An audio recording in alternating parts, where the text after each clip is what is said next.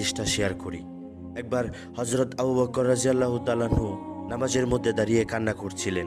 নামাজ শেষে একজন সাহাবী তাকে জিজ্ঞাসা করলেন, হে আবু বকর, আপনি নামাজে দাঁড়িয়ে কান্না করছিলেন কেন? আবু বকর রাদিয়াল্লাহু তাআলা আনহুর চোখ বেয়ে তখনও পানি বের হচ্ছিল।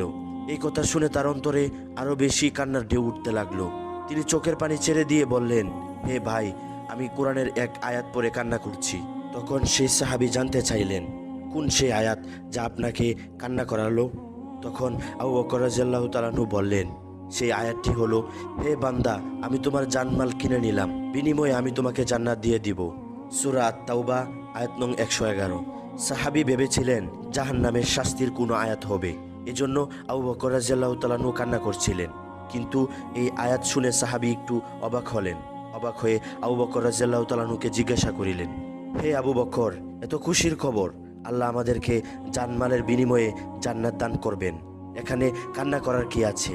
তখন হযরত আবু বকর রাদিয়াল্লাহু তাআলা আনহু বললেন সেই সাহাবীকে, হে প্রিয় ভাই আমার, আজকের আগে হলে আমিও এই আয়াতটি পড়ে খুশি হতাম, কিন্তু আজ এমন একটি ঘটনা ঘটেছে যার ফলে আমি কান্না করতে বাধ্য হয়েছি। তখন সেই সাহাবী জানতে চেয়ে বললেন, হে আবু বকর, আমাকেও বলুন কি এমন ঘটনা, আমি শুনতে চাচ্ছি। তখন আবু বকর রাদিয়াল্লাহু তাআলা আনহু বলতে শুরু করলেন আর বললেন, হে ভাই, আমার একটি কাপড়ের দোকান রয়েছে। প্রতিদিনের মতো আজও আমি আমার দোকানে গেলাম, কিন্তু সকালবেলা এক মহিলা আমার দোকানে আসলেন। তিনি বেশ কিছুদিন আগে আমার কাছ থেকে কাপড় নিয়েছিলেন। আজ এসে বললেন, হে আবু বকর, আপনার দোকান থেকে বহু আগে কাপড় নিয়েছিলাম, আজ ফেরত দিয়ে আমি আমার টাকা নিতে এলাম। আমি বললাম, আপনি তো অনেক আগে কাপড় নিয়েছিলেন, এতদিন পরে আবার ফেরত কেন? মহিলাটি বললেন, আবু বকর, আপনার কাপড়টা আমার পছন্দ হয়নি, যার ফলে আমি আবার আপনার কাছে নিয়ে এসেছি। আপনি আমার টাকা দিন এবং আপনার কাপড় ফেরত নিন।